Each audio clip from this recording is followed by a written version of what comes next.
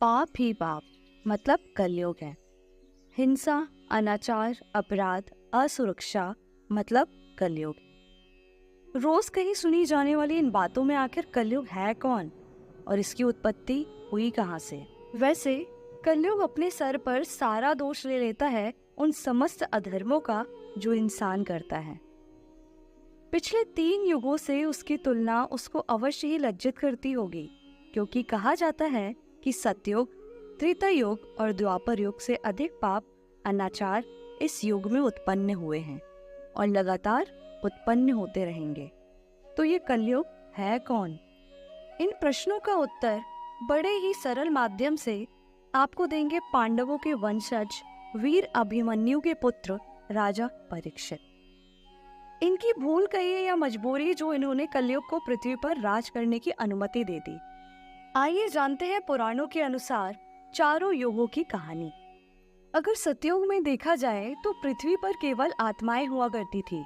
संभवतः इसलिए इस युग को वर्ल्ड ऑफ सोल भी कहा गया है। कहते हैं इस युग में पाप था ही नहीं, पूर्णतः धर्म का युग था और इसी कारण भगवान को इस युग में अवतार लेने की जरूरत ही नहीं पड़ी। इसलिए सतयुग की सर्वाधिक उम्र 17,28,000 साल मानी गई।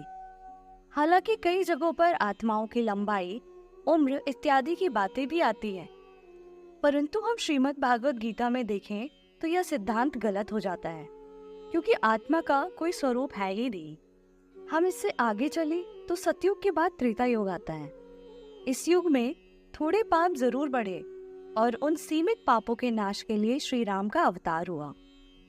त्रेता युग में भगवान राम अपने समस्त कर्मों को पूरा करके जीवित ही स्वर्ग की ओर प्रस्थान कर गए और उन्होंने बजरंगबली को आने वाले सभी युगों तक जीवित रहने का आशीष दिया। थोड़ी मात्रा में पाप होने के कारण त्रेता युग की उम्र कुछ घटी और यह 12,96,000 साल तक माना जाता है। तत्पश्चात द्वापर युग आया। इस युग में तमाम पाप बढ़े। द्वापर युग में धर्म पर कठोर प्रहार किया गया और इसलिए भगवान श्री कृष्ण अपनी समस्त कलाओं के साथ धरती पर आए और पाप का नाश भी किया। अब बारी आती है कलयुग की, जिसमें धर्म की आखिरी छोर तक, समाप्ति की कगार तक पहुंचने की भविष्यवाणी हुई है।